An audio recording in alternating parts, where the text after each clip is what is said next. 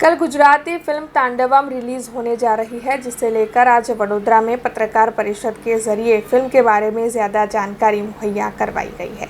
वडोदरा शहर के सुबानपुरा इलाके में एक निजी सिनेमा घर पर आज एक पत्रकार परिषद बुलाई गई थी। दरअसल गुजराती फिल्म तांडवम कल रिलीज होने जा रही है, तब तांडवम के लेखक और सह निर्माता की ओर से ये पत्रकार परिषद बुलाई गई थी और इस फिल्म को लेकर ज़्यादा जानकारी पत्रकार परिषद के दौरान मुहैया करवाई गई थी।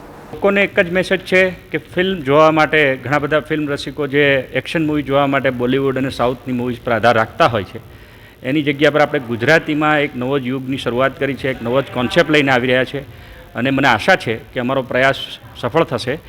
આ એક એન્ટી ડ્રગ્સ મૂવમેન્ટ ઉપર આધારિત છે અને યુવાનોને બરબાદ કરવા માટેનું જે ડ્રગ્સનું નેટવર્ક ચાલતું હોય છે એમાં ઘણા બધા ઇન્ટરનેશનલ ડ્રગ્સ નેટવર્ક પણ સામેલ હોય છે અને સિસ્ટમને કઈ રીતે સિસ્ટમના પાયાઓને તોડવાનો કઈ રીતે પ્રયાસ કરે છે એ બધું જ આ ફિલ્મની અંદર છે।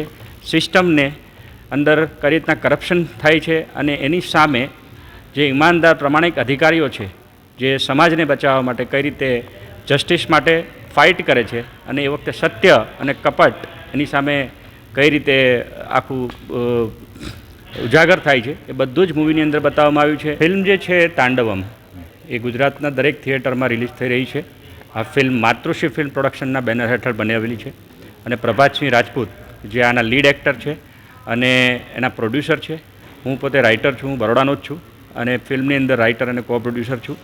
ફિલ્મ આખી એક બુક છે, નવલકથા છે મારી, રૂલ નંબર 13 એના ઉપર આધારિત છે। क्राइम एक्शन थ्रिलर मूवी है। अब खबरों से लगातार अपडेट रहना हुआ आसान। BRG न्यूज आपके मोबाइल स्क्रीन पर।